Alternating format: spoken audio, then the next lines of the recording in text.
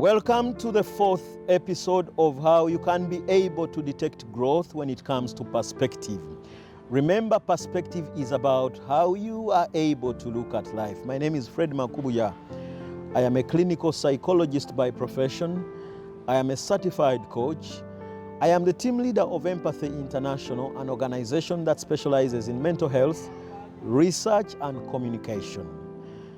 Our discussion on how you and I can be able to detect growth when it comes to matters of perspective in life continues, and this time around we'll focus on what we call communication skills.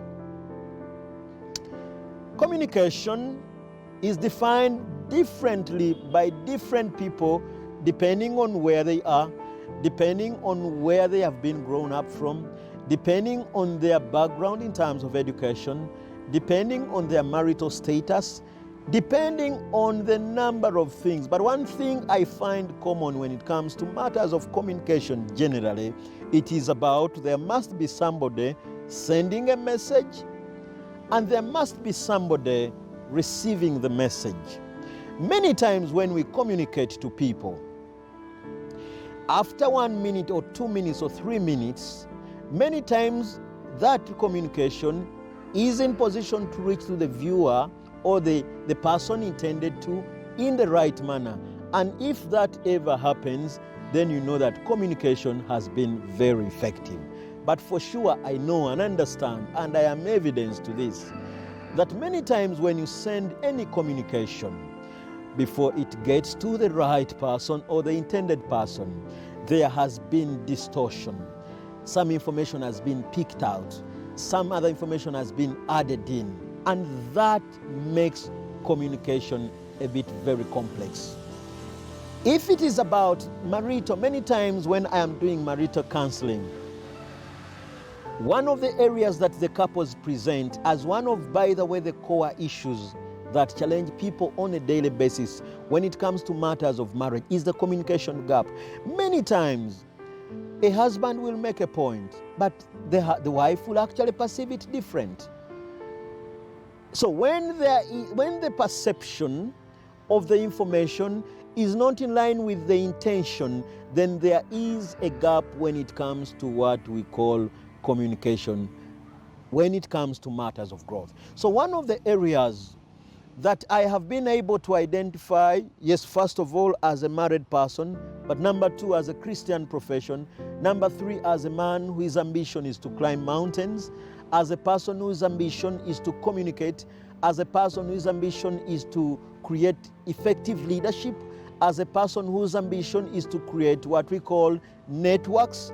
I have realized that one of the areas through which you can best tell that you have grown when it comes to matters of perspective is when you are in position to effectively communicate. And by the way, even when you try to hide away from communication at one point of your life, it will catch up with you. Either you will attend a conference and somebody will say, which is actually the normal norm, is we begin with introduction. So whether you like it or not, you'll be asked to make an introduction. When you go to any trainings or conferences, there will be an opportunity for you at least to mention your name. So communication, whether you are trained, whether you are a profession, whether you've gone to school or you've not gone to school, whether you like it, communication will be part of you. Either you are conducting business and all the time you have customers coming in. How you deal with them, there is an issue of what we call communication. If you are married, that is part and parcel of you, even when you are not married. Maybe you have children, or even if you don't have children, you have relatives. If you don't have relatives, you have a community, you have the neighbors. So at the end of the day, communication becomes part and parcel of our day-to-day bread.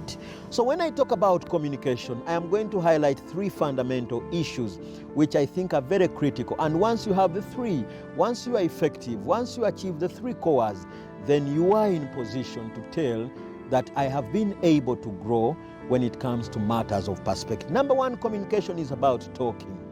But talking is not just about throwing words. Communication is not just about throwing words anyhow. It's not about getting a word and throw it to people unnecessarily. When it comes to communication, especially on the aspects of talking, whatever you say must be able to matter. Whatever that comes out of your mouth must have an intention. Some of us who subscribe to the spiritual aspect, we are reminded in Colossians chapter 4 and verse 6 that let every word that comes of our mouth be seasoned with salt and grace. In other words, if I am about to say something, whatever that I am going to say must be strategic. It must be filled with reasoning. It must be filled with intentions.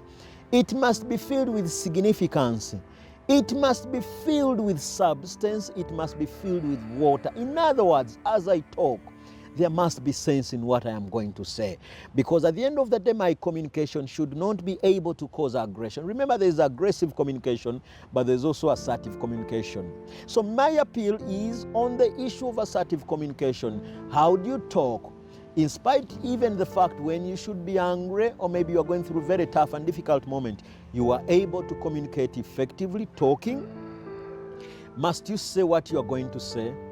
Remember, certain things, they may be good, but if you say it in the wrong time, in the wrong places, that makes a problem.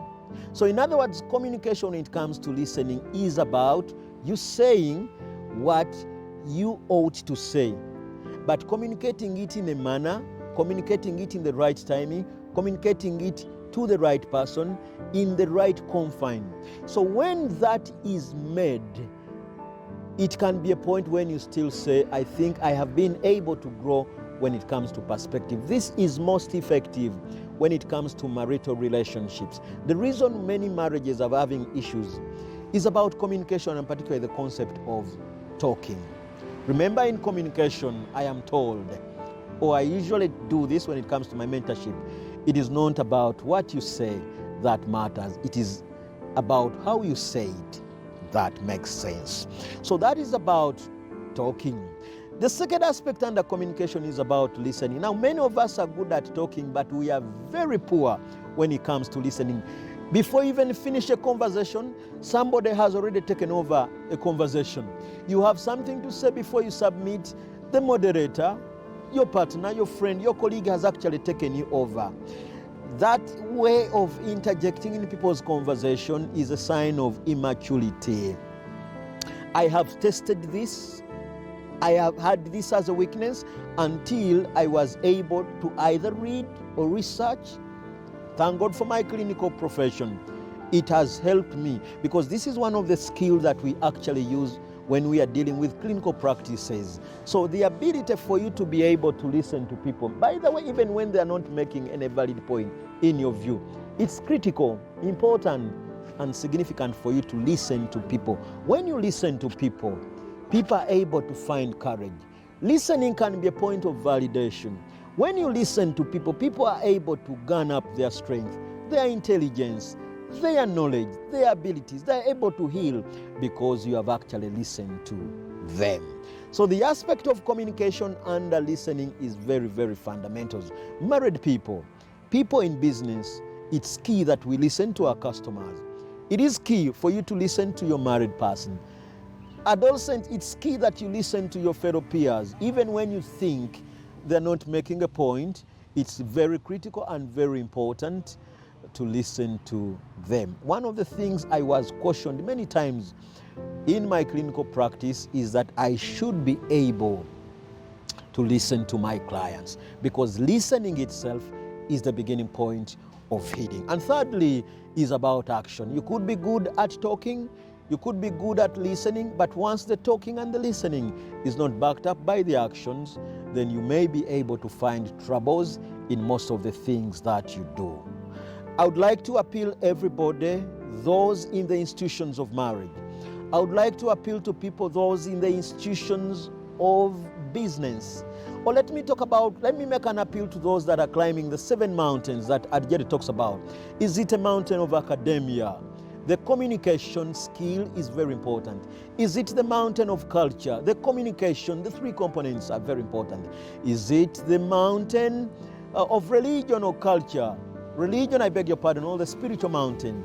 The concept of listening is very key. Is it marital? Is it business-wise? Is it technological in nature? Is it about mass media? and any other aspects of life, the component of communication is very, very key.